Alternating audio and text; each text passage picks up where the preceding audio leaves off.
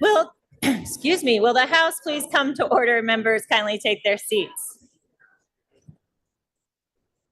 Will the House please come to order? Members, this morning we will be receiving a sexual harassment prevention training, and we are so fortunate to have a fantastic facilitator with us this morning. Stacy Householder is leading this training this morning, and she's from NCSL. Please give her a warm welcome.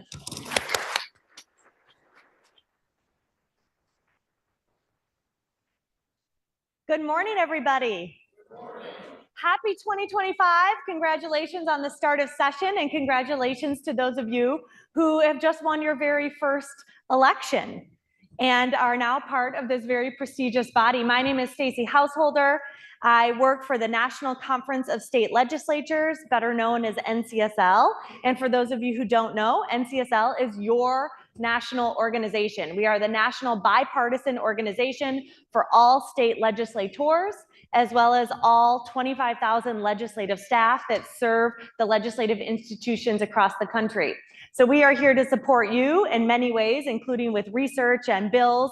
But one of the things we do is this: we go out into the states to provide professional development to state legislators, because nobody teaches you how to do this job. You don't get training, you can't go to school for it, and you learn it on the fly many times. So it is our mission to make sure that you are strengthening the institution of the legislature, and we are here to provide you with tools to do that. So today we're going to be talking about a very important subject that has affected all state legislatures across the country. But I hope by the end of it, you will see this as more than just compliance training, because it is important to protect the integrity of the institution. So before we dive into the nitty-gritty of this particular topic for the next 50 to 60 minutes, I'd like you to zoom out. And of course, we were working before. There we go. Why did you choose to run? Those of you who are returning, why did you choose to run for re-election? Those of you who are brand new, why did you choose to run in the first place? Go ahead and turn to the person seated beside you. This is going to be interactive today, so we'll ask you to talk quite a bit. And share your reason. Share your reason for being here.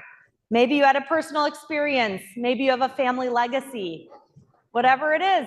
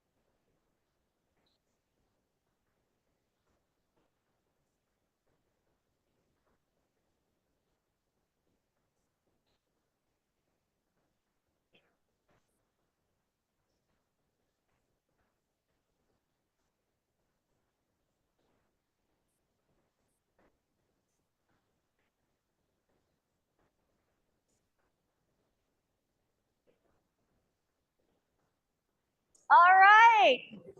Well, bring it back together. And to set the tone off right, I'd just like to ask for 2 volunteers who are willing to share with the body what is their reason for being here. So 2 volunteers who are going to open it up right here. Thank you for volunteering first. My reason for being here is I was asked, and I saw my property taxes go up. I want affordability. I saw all the vetoes for overrode, and it really bothered me. So I put my head out there. I've been retired. I've been sitting home. So that's why I'm here, to hope to bring our taxes down. Okay, thank you for coming. How about anybody else? How about this side? Yes, go ahead. As a social worker, I could help like thousands of people on the individual, group, and family level my whole career, and it would make a difference. But I realized if I did that and changed the policy that affects the conditions, that the social and physical environment, then I could amplify my efforts, and so I ran. Great.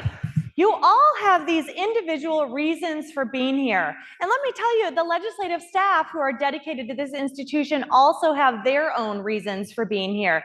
They received this training yesterday. So you are all here to serve the citizens of Vermont. And we ask that question because the only way that you will be able to accomplish those individual goals as well as the collective goals of the body is if you can operate in a respectful environment. And a legislature is a very different kind of workplace, but it is a workplace nonetheless. You come here to get something done.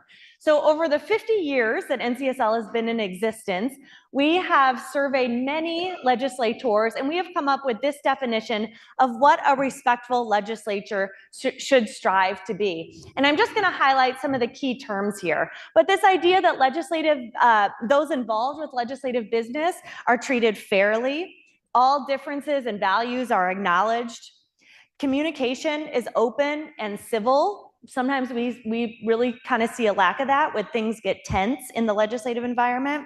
Conflict is addressed early, and there is this idea of a culture of cooperation. So that's always a strive. Sometimes we don't always quite meet that mark, but it's something to keep in mind. So of course, the magic question is, how do you create that environment? So next, I'd like anybody who is returning, you have been in the legislature before, I'd like you to just stand. This is not your first session. Okay. And I'd like you to think about this question. When you were here in the past, we've done this training for you before, so hopefully it's a little bit familiar. What is one thing that you did, perhaps last session or perhaps before that, to cultivate respect? What is something that you walk into this magnificent building every day and try to do as an individual to make sure that this is a respectful place? Does anyone want to volunteer something they try to do every day? What do I see? Right over here.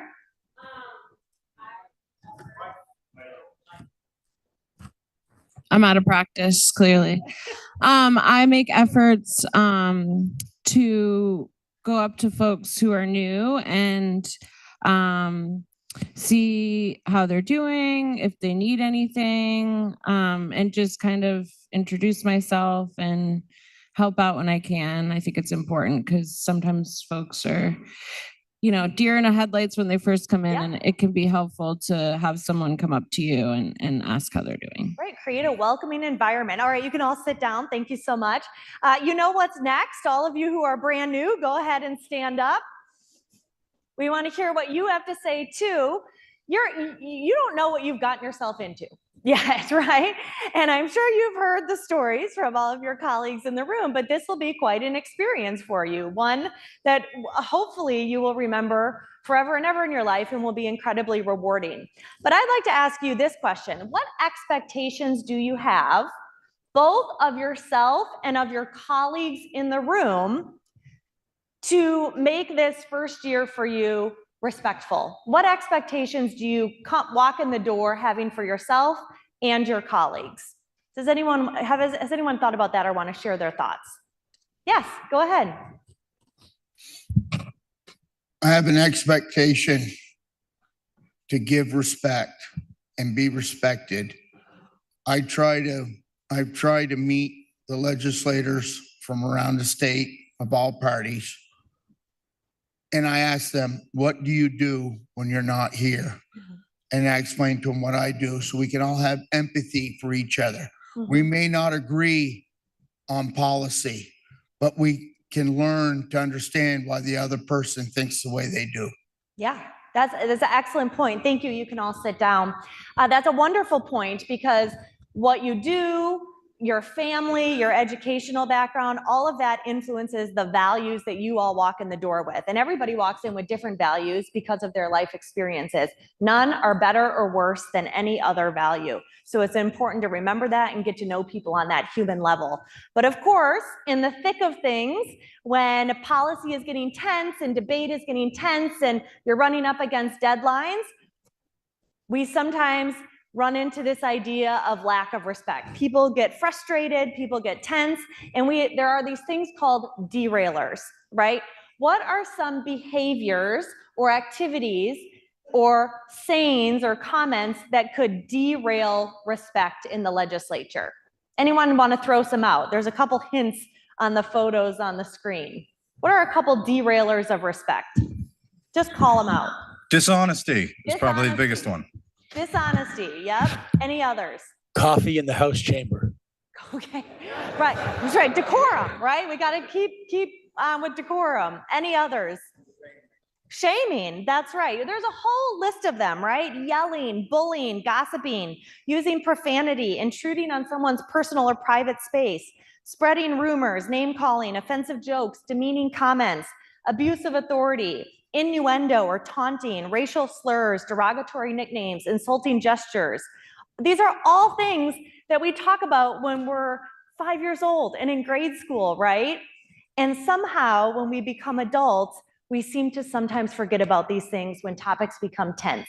So today we're going to talk about tactics on how to remember those and also how harassment can manifest in the legislative environment. Because derailers exist, all legislators and legislative staff have a policy in Vermont that covers harassment and sexual harassment. And when I say you are covered by it, that means that you are meant to abide by that policy. I'll show you where you can find it, and I hope that you take a look at it, read it, familiarize yourself with it, and know the standard that you are being held to. However, another important note is that those who use the Capitol for business, such as the media, lobbyists, advocates, constituents, when they walk in the building, they are also protected by that policy that you have in place. And here you can see where you can find it. It's on the Sexual Harassment Prevention Panel Committee page. And then there's a link to it as well, and we'll share this PowerPoint. But do take a read, familiarize yourself with what it says so that you know. You're going to see a couple of definitions that are straight from your policy. Those are going to be shown on the black background screens up here. I want to run through those just so we all have a baseline. I won't go through the whole policy, but I want to highlight some important key terms that you should be aware of. The first one is that of harassment. And what is it? It is a form of discrimination, and it is unwelcome conduct based on a protected characteristic. Sexual harassment, which is also defined in your policy, is a form of discrimination, and it is based on sex, sexual orientation, or gender identity. Sexual harassment in the workplace is illegal, and all of you as elected officials have a duty to protect the institution and create that respectful environment. Again, we see this word unwelcome, which is key to harassment. So in sexual harassment, unwelcome sexual advances, requests for sexual favors, and other conduct of a sexual nature when it is made either implicitly or explicitly a term of employment, or the conduct has the purpose of creating an intimidating, hostile, or offensive work environment. And that can be for other legislators. It can also be for legislative staff and those other folks that I listed as protected. One other thing I want to mention in particular is that it can take many forms. It can be verbal, physical, auditory, visual, or any kind of combination thereof. And it may be subtle or overt. So you have to be really aware how your conduct might affect other people. In working on this topic with state legislatures since about 2017, we consulted with a sexual harassment lawyer. His name is Jonathan Siegel, and he has put together a framework that I think is really helpful in thinking about how sexual harassment manifests in a state legislature in particular. So I'm going to go ahead and turn it over to him for just a short clip. I've broken this down into 4 categories, and they're fluid, and there are factors, including power, that can move which category something's in. I want to be really clear that all 4 categories of behavior are unacceptable. Category 1 would be uncivil or abusive behavior, assuming it's not based on or directed at someone because of their sex, race, religion, age, disability. You won't have the respect that goes with the service if you're abusive and disrespectful. Assuming that it's the same type and degree may not be unlawful, but it's really unacceptable. And it is the potential gateway when you're yelling and screaming or abusing people. From that, it's more likely that harassing conduct of a sexual, racial, ethnic, religious behavior, just examples, could occur. The second category is what I would say harassing behavior, but if you looked at case law, might not be severe or pervasive enough to be unlawful. For a hostile work environment to exist, among other factors, it needs to be severe or pervasive. Sexual harassment could be gender bias comments, even if they're not sexual in nature. Stereotyping about women, or perhaps men. Both would be equally wrong, but one is more likely to happen than the other. There's nothing funny about making fun of someone's gender, their pregnancy, their age, their disability, their sexual orientation. A joke in and of itself of that nature is probably not unlawful, but it's unacceptable. A comment on appearance. You look sharp today, maybe okay. You look sexy, never okay. You look attractive, some might hear sharp, some might hear sexy. I'd probably stay away. Someone saying once you look sexy, one leer, one gawk, probably not enough to be unlawful. Enough to say, I'm not going to accept it, I'm not going to engage in it. If I see it, I'm going to respond to it. The third would be unlawful on its face. And that would be the tangible employment action, sometimes called quid pro quo. I know no Latin except for this for that. So that would mean a legislator might say to a lobbyist, if you want me to support this, you're going to need to sleep with me. Then the fourth category would be criminal. Sexual assault, perhaps a hate crime because of race. Those are things that go beyond civil liability but could be criminal. So category 1, abusive, yelling and screaming and cursing in non-sexual ways. Category 2 would be sexually or otherwise harassing but not severe or pervasive enough to be unlawful. Category 3, probably harassment in and of itself, such as demanding sex for a promotion or a vote. Or category 4, criminal, assault or perhaps even attempted assault. So I want to make clear that these are not legal terms necessarily, but I do think it is a helpful framework to think of all of the gray areas in which we might see or experience harassment and sexual harassment in a legislative environment. 2 things I want to point out that Jonathan touched on. One is this idea of intent versus impact. And we're going to have a chance to play around with these in just a minute. But this idea of intent versus impact is that welcomeness of a certain action, behavior, comment, whatever it might be, is determined by the recipient of that behavior, not by the person engaging in that behavior. So you might be in a crowd, someone might make a questionable joke, and if the person on the receiving end of that joke finds it offensive, they have the right to determine that. Even if the person telling the joke says, oh, I didn't mean any harm by that, you took it the wrong way, that's not what I meant, that does not really matter. What matters is the impact that those comments or behaviors or actions had on the people who were in the group or the bystanders who overheard that conversation. The other thing that I want to point out is Jonathan mentioned this idea for category 2, harassment must be severe or pervasive. And while that is true in federal law and in some other states, Vermont actually has a higher standard than that.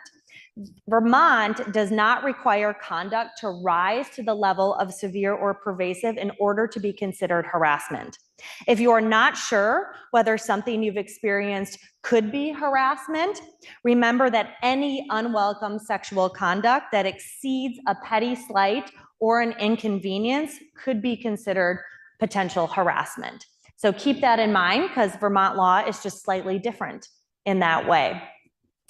Now we're going to get a chance to put these categories into practice, and we're going to see how sexual harassment manifests in legislatures across the US. So you all have a handout. It's called Discussion Guide in front of you. I'm going to give you about 5 or 6 minutes. You have 6 scenarios on this document, and you're going to answer the question, is this harassment? Yes, no, or maybe. And if you think it is harassment, which category would you put it in and why?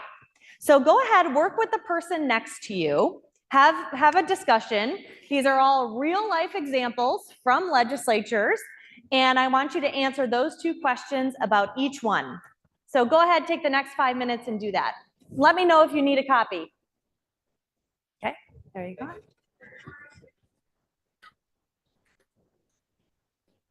There you go. You need another one?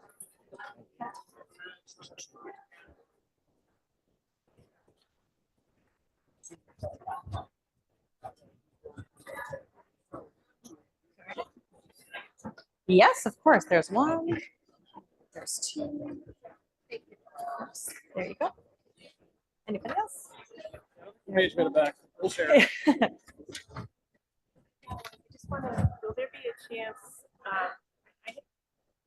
the whole thing about criminal behavior and I got a death threat and there's I totally agree with the intent. Yeah. Gets to decide, Yeah, but yeah, that's not how it's working out in the court. Okay. Because of the First Amendment. Sure. Protections. Okay, yeah. So Yeah, we can talk about that after the fact, and we also have the legal counsel here who can provide some thoughts on that too. Yeah.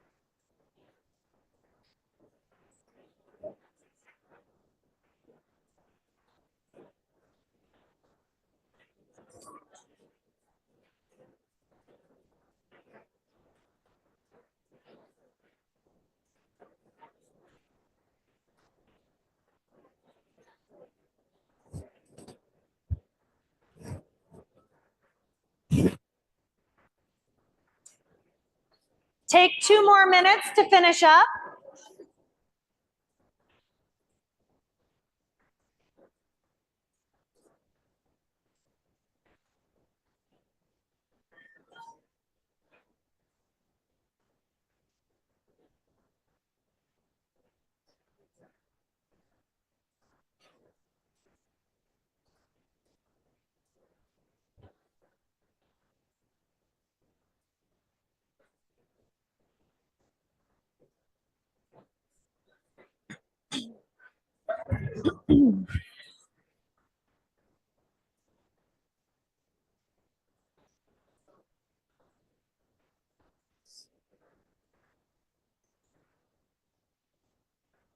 Okay, let's bring it back together. We're going to run through these so we can discuss them as a group and all be on the same page. You are welcome to toss out any questions that you might have, any thoughts that you and your partner had while going through these. But let's go through the first one together. A legislator shakes a staffer's hand and says, "Good morning."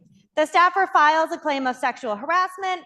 They do not like to be touched in any manner. So how we're going to do this is, if you think it is harassment, I will ask you to give me a thumbs up, which I know might seem counterintuitive, but that's just the way we're going to do it. If you do not think it's harassment, give me a thumbs down. And if you're a maybe, you're going to kind of give me a thumb in the middle here. And then we'll go into what category you think it is. So what do you think about this one? Shaking hands. Is this harassment? Yes, no, maybe. Okay, I'm seeing mostly no's around the room, and yes, I would agree with you. In this particular instance, it is not harassment because this is a normal custom in the workplace. It's a normal custom in American culture. Now, a couple caveats on this one, and then I'll come back to you for your question.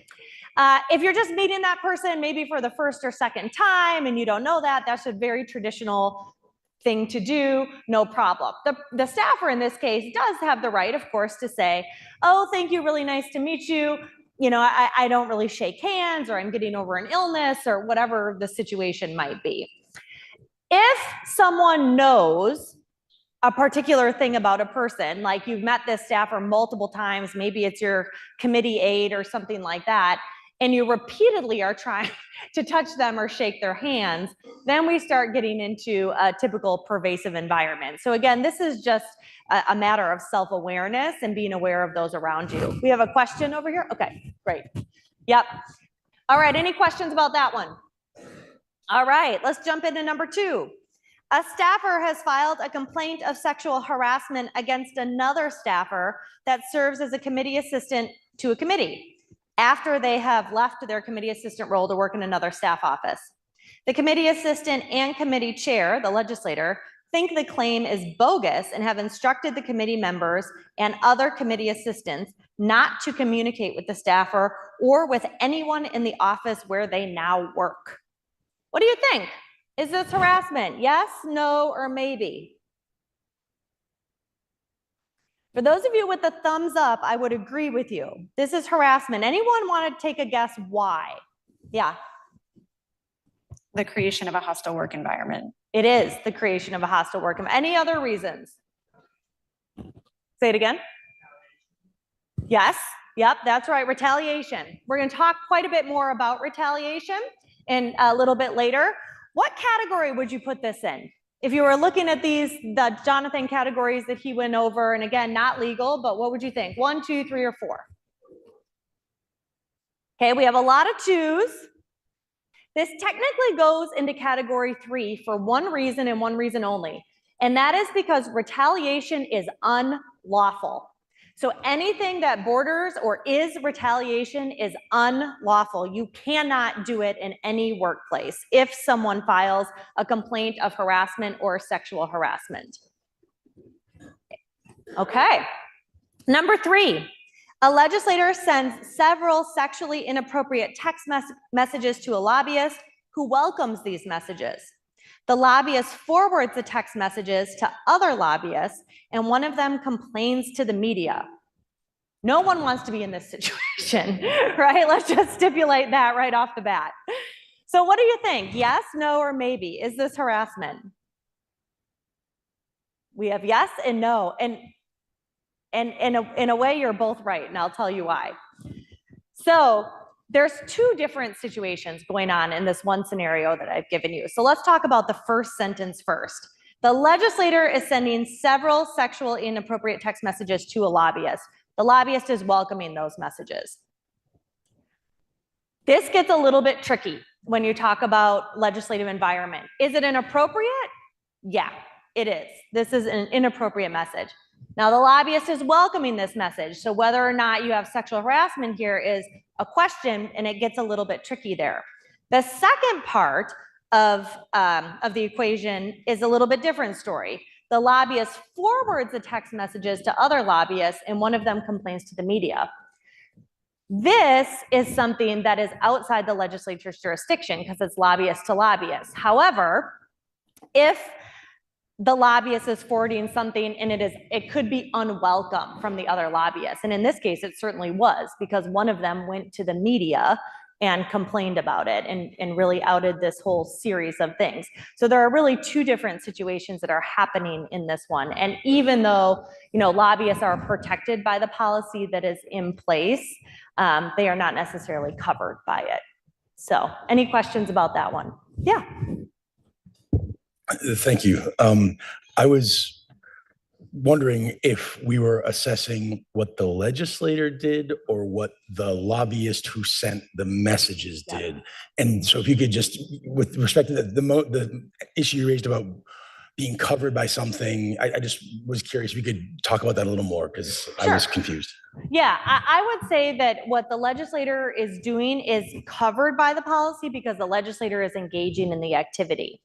So, and then the welcomeness or not is a separate question. So it is inappropriate behavior that is happening. And let's say the lobbyist was not comfortable with those type of text messages, then the policy would absolutely come into play because the legislator is covered and expected to abide by the policy, and the lobbyist is protected under your policy. And say the presence or absence of a quid pro quo would then apply to the categorization of. Yes, yeah. And again, these categories are fluid. And so its context really affects where something might fall. But in that case, let's assume the lobbyist did not welcome those things. I would probably put that in around a category 2. Yeah. I'm curious if the lobbyist can truly welcome or consent to the message given the unequal power dynamic. Yeah, it's a great point. We're going to talk about power dynamics in a minute, but something that all legislators need to be aware of is simply by virtue of being elected to the position you are in, there is an unequal power dynamic that exists in this building and outside of this building. People are deferential to you, no matter what. Constituents, legislative staff, lobbyists, anyone who's just coming in to do business in the Capitol will be deferential to you as a legislator. And I know sometimes that's hard to hear. I worked for a legislator for a long time, and he was like, just call me Alan. I just want to be Alan to everybody, right? But he's not. He's not just Alan. He's senator, because that is who you are. It's what comes with the fact of being elected. So I think it's really important to remember that in all of the interactions that you have. All right, let's go to number 4. A representative tells a sexually explicit joke to a senator in front of other legislators. What do you think? Yes, no, or maybe? I see a lot of yeses, a couple maybes here. Yep. Yeah, I would put this certainly it's in the maybe, and I would lean yes, so I would kind of put it here. Again, the question of welcomeness is at stake here. Is it inappropriate? Yes, for sure we can say that. So we know kind of for sure it's in category 1, and then are these other legislators welcoming of these type of jokes, these type of comments? The other thing you have to remember in this particular circumstance is, let's assume it's just right out here in the hallway.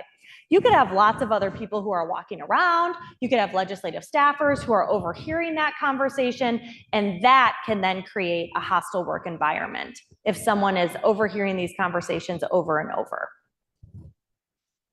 All right, number 5, a legislative staffer is expecting a baby. A legislator stops her in the hall to congratulate her, and the following conversation ensues. The legislator says, "Congratulations, how far along are you?" And the staffer says, "Thank you so much, I'm 7 months." And the legislator says, "Wow, that baby must be huge. My daughter was much smaller than you at 7 months." Well, the staffer is not having a great day at work this day, right? And I think that this one in particular is, we're going to talk about intent versus impact with this. But what did you think? Did you think this is harassment? Yes, no, or maybe? Okay, we're in the like maybe to yes category. And that's where I am too. It's sort of maybe to yes. And the reason is because pregnancy is a protected class. So let's talk first about intent versus impact with this one. And that is this idea that the legislator probably did not mean anything negative by this. It wasn't malicious in intent. It was just sort of an off-the-cuff comment that probably didn't make the staffer feel all that great, right? And so even though the intent, it was not negative or bad, certainly the impact of that comment could have an effect on someone. The other thing that we don't know here, even if this is a one-off comment from the legislator, what if this staffer had received 3 other comments about her pregnancy in that same day from other people around the building? Then you start to have a hostile work environment because of a physical condition that someone has. So you kind of have to remember all of that, and just stay away from comments on appearance. You know, if we're giving advice here, that's a good one, to just stay away from any comments on appearance. Any questions about this one? Okay. And let's look at the last one. And this is purposely, I don't give you a lot of context on this one. A legislator sends flowers to a staffer. What do you think? Yes, no, or maybe? Yeah. Everybody's pretty much in the maybe category here. And you're right. What would make this not harassment? Go ahead. So if it was, thank you so much for all the work you did last night at our hearing. Yeah. I know you're really into flowers and thought this would brighten up your desk. Right. Appreciation. Yep. Any other situations where this might not be harassment? Yeah, go ahead. A death in the family, right? Easy one. Okay, you lost your mother. I'm gonna give you flowers because I'm caring, right? We don't want to take humanity out of the workplace, but we do want to be aware, to your point earlier, sir, we want to be aware that everybody has different values and they handle situations very differently. So it's more about self-awareness and being aware of what people appreciate around you. Now, what would make this harassment is if this is a flirtation. And if this is a continued flirtation. So if, you know, a dozen roses is showing up every other day, that's a problem. And if, in particular, if the staffer has asked for this behavior to stop or indicated that they are uncomfortable with this scenario, then that would move it into the yes category and it becomes harassment. Any questions around this one? Well, thanks everybody for doing that exercise. I think it's helpful to see what situations have happened in other legislatures and how they might happen in Vermont. So now, you know, what if something does happen? What do you do then? And this is the reporting process that you have for the House. You have a lot of options of what you can do if you are the recipient or victim of harassment, or if you happen to be a bystander and witness harassment.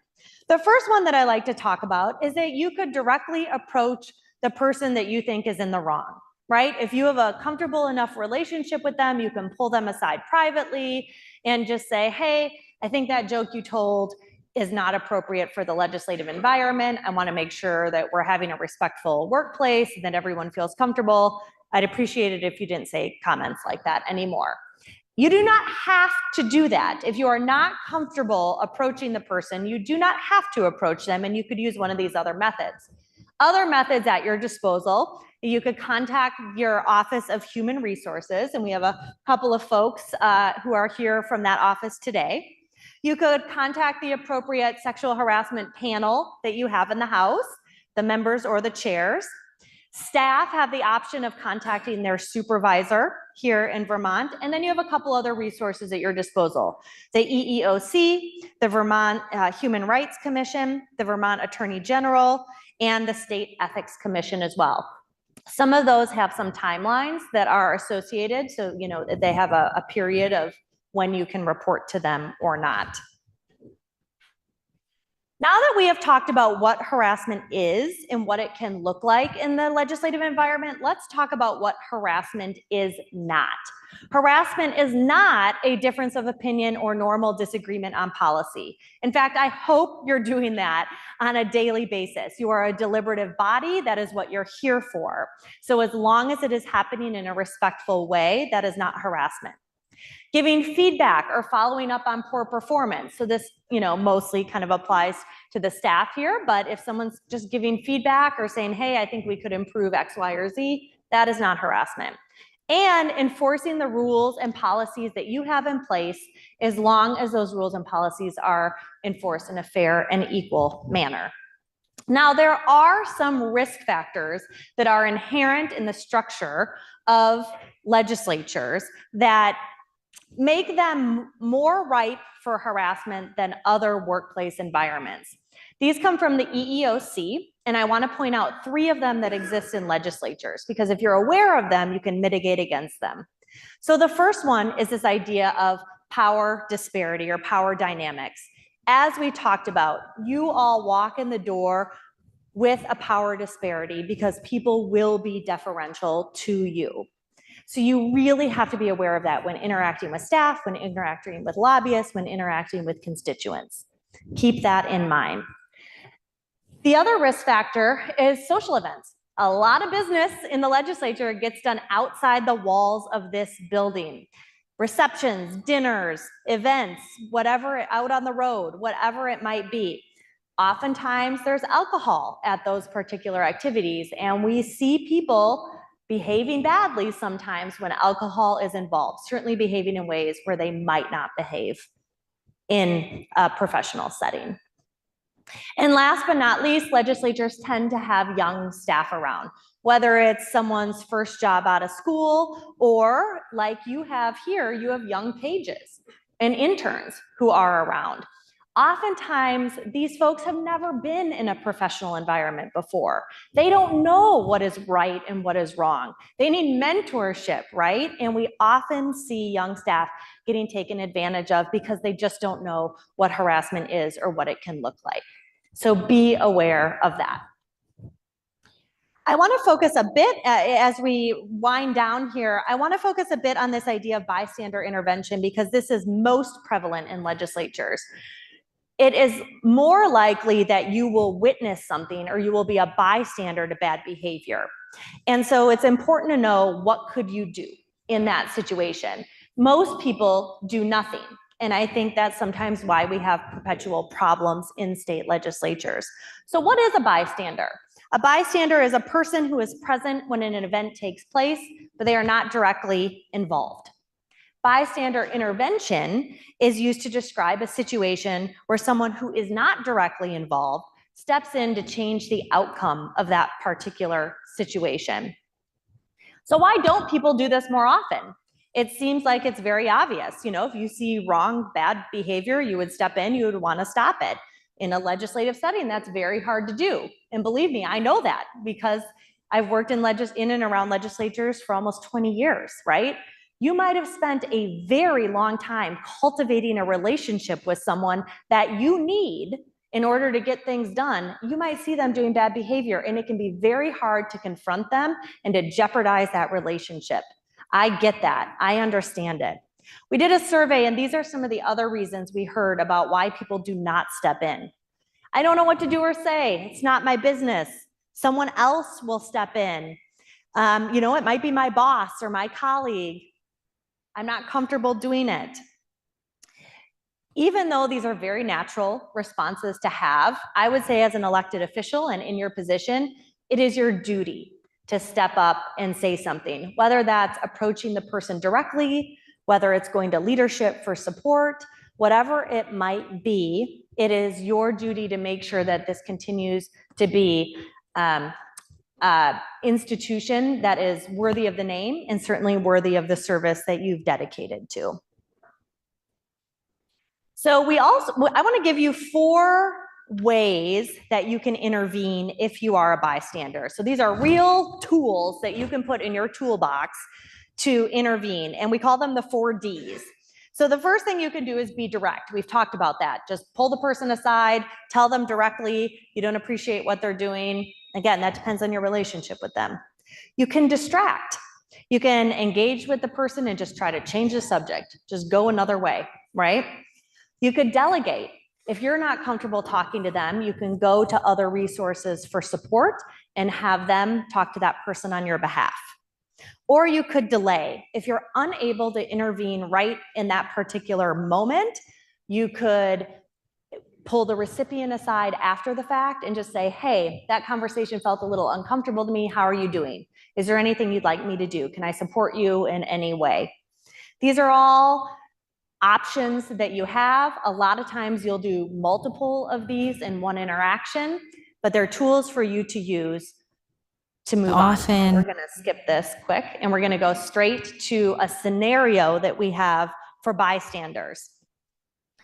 During a private meeting between legislators and staff, a senior legislator repeatedly interrupts a junior staff member with dismissive comments like, "We're not here to hear about your feelings," when the staff member tries to contribute.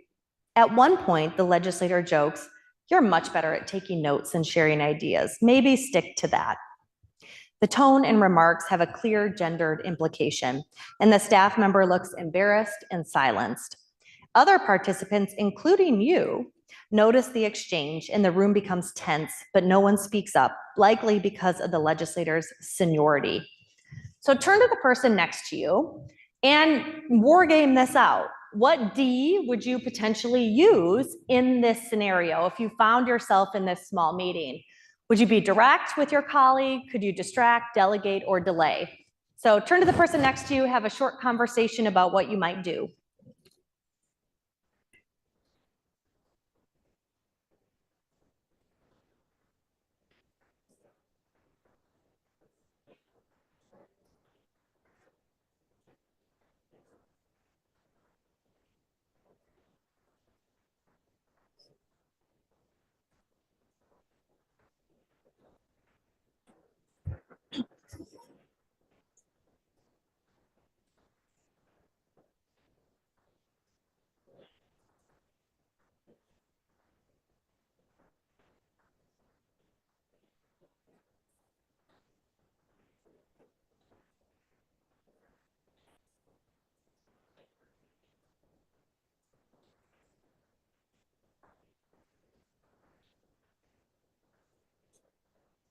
All right, let's bring it back together. Who wants to share what they said that they would do? Any volunteers? Look around. Yes, back here, go ahead. That's a direct, hit them between the horns on that one and tell them that's a no-go. Yeah, just say, don't treat them like that, right? Yep. Did anybody else have any other thoughts? Yeah. We had kind of a conversation between direct and delegating because direct, you might embarrass the staff member even more by making the whole situation about them. Mm-hmm. And so by delegating maybe outside of the meeting, you avoid that situation. Yeah, you can kind of address it privately. Yeah, absolutely. All right, good one. Let's, if we're going back to kind of our categories that we've talked about, this would fall into category 1. This person's, really just being a jerk and not professional in this environment. But if it's repeated, if you're having these meetings a lot, it can start to create a hostile work environment. So let's do one more. During a legislative networking event, a legislator places their hand on the lower back of a legislative staffer while leaning in too closely to talk. The staffer steps away slightly, but the legislator repeats the behavior later in the evening. The staffer appears uncomfortable, but doesn't say anything, possibly because of the power dynamics in the room. As a bystander, you witness this interaction and notice the staffer's discomfort. Again, talk to your neighbor. What would you do in this situation? If you found yourself here, what would you do? Take 30 seconds to talk about it.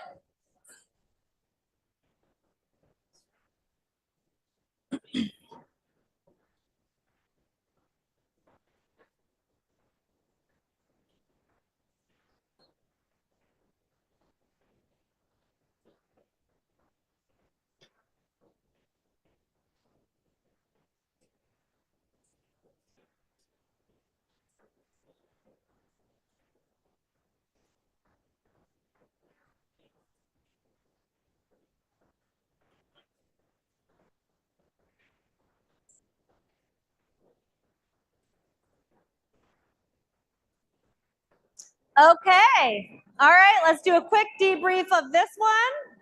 Did you have your hand up here? Did you want to volunteer what you would do?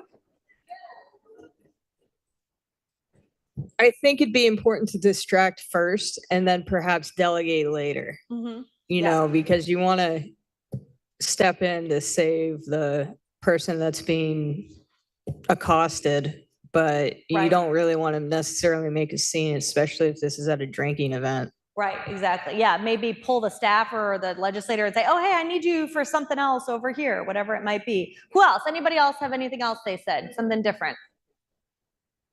No? Everyone would take that approach? Yeah, right over here.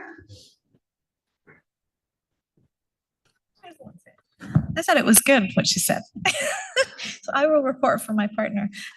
So she said that she might speak to the staffer as an like afterwards and just say, hey, I noticed that. Yeah. And how do you feel? And do you need any of my help? And then we noted that like often one person might witness one inappropriate or on edge thing, middle of the way thing. And if it never gets chronicled, like it doesn't matter that 500 people have also seen the thing. It is important to kind of keep track. And so maybe reporting it to somebody and just saying, hey, I noticed this, it made me a little uneasy. So maybe like our ethics panel or so. Yeah, absolutely. It's good. Yeah, good idea to check in with the person afterwards, what's going on there. So quick debrief of this one. This would technically be category 1, but certainly bordering right on category 2 because it was at least repeated at least twice that evening. Definitely could start to create a hostile work environment. Even if you're outside the walls of this building, you are expected to abide by that policy that you do have in place. So let's keep that in mind. In many situations, we find legislators are much more comfortable being direct with one another than certainly like a staffer would be with you, right? Staffers are less likely to be direct, but you guys are all much more comfortable being direct with each other. So here are a couple of examples of direct responses that you could use if you need something to say to someone. You could say something short and sharp like, ooh, ouch, that was harsh. This is a little passive aggressive, but it might get the point across just to at least stop the behavior. You could emphasize the impact that it has on you. Say, you know what, that comment did not land well with me, even if it's not directed at you, and it would stop that line of questioning. You could affirm their intentions. Well, I'm sure you didn't mean it in the way that I just heard it. And kind of ask them to repeat it or give them a little heads up, like, I'm sure you didn't just mean what came out of your mouth. Ask them to explain their views. I didn't understand that joke that you just made. Could you explain it to me? That one can get a little questionable. Only use that one very sparingly. And then connect the issue to specific people.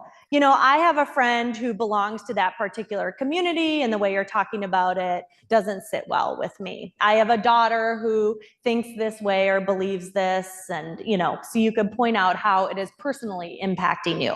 These are all examples of direct responses that you could have.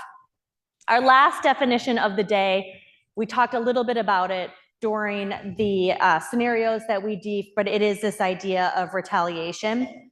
We know that there is massive underreporting of harassment and sexual harassment in state legislatures because of the fear of retaliation.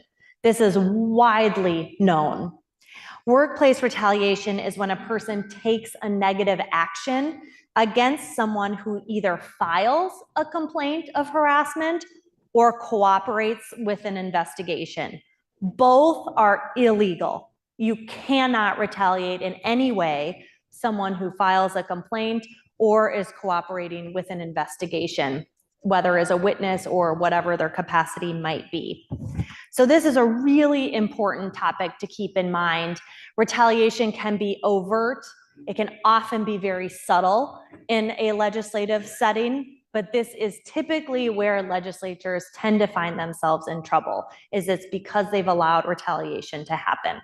So let's look at an example of retaliation. A staffer files a formal complaint against a legislator for inappropriate text messages and persistent sexual advances. After the complaint becomes known, the staffer begins to receive negative performance evaluations for the first time in their career, despite no significant changes in their work quality.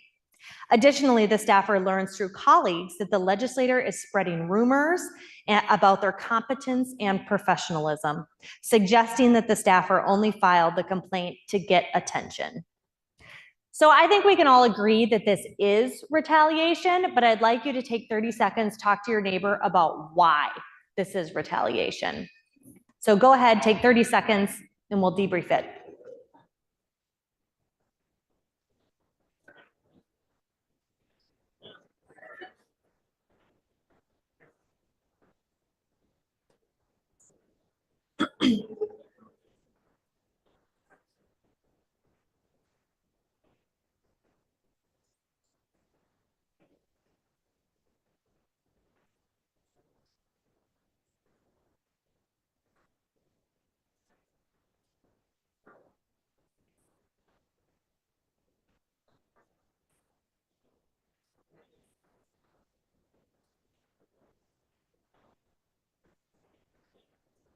Okay, let's bring it back together. I'm going to ask for 2 final volunteers. Please share what you and your partner talked about. Why do you think this is retaliation? 2 final people who get to speak today. What are you thinking? Why do you think this is retaliation? Got someone up? Are you pointing to someone?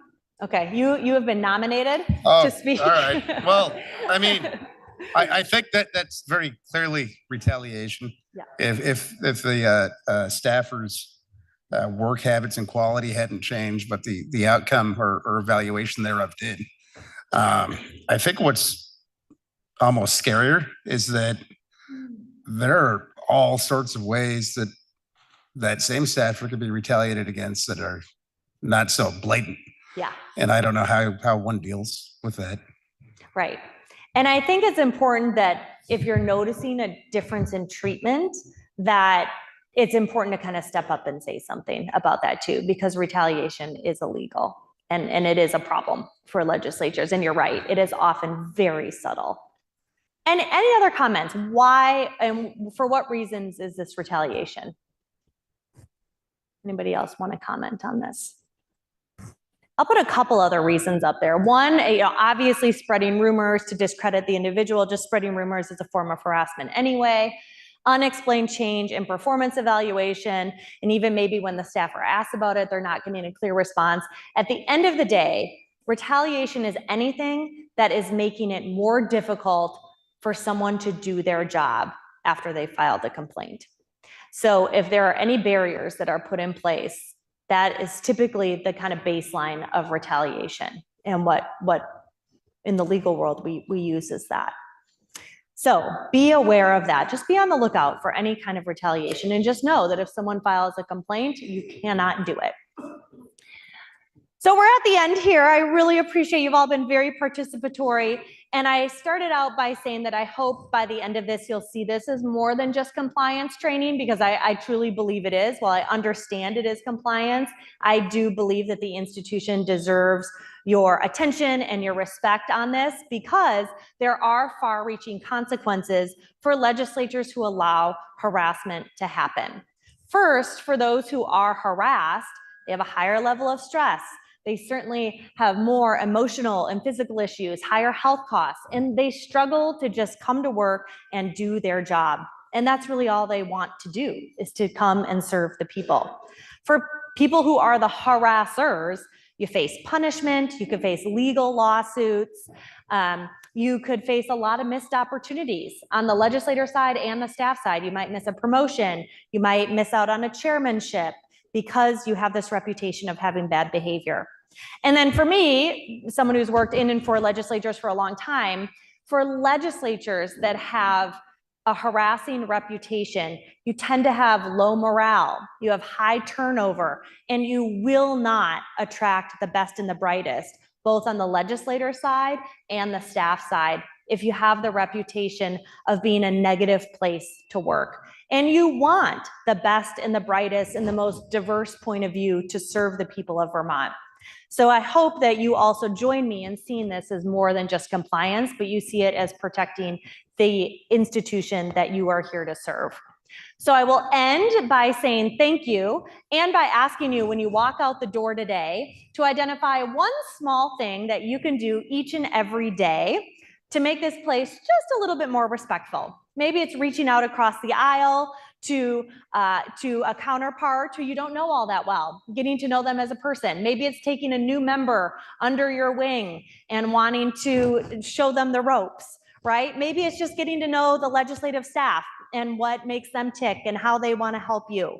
But it's just one small thing you can do each and every day to raise the level of integrity of the institution. So thank you very much. I'll stick around down here if you have any questions, but appreciate it and wish you the best of luck with session.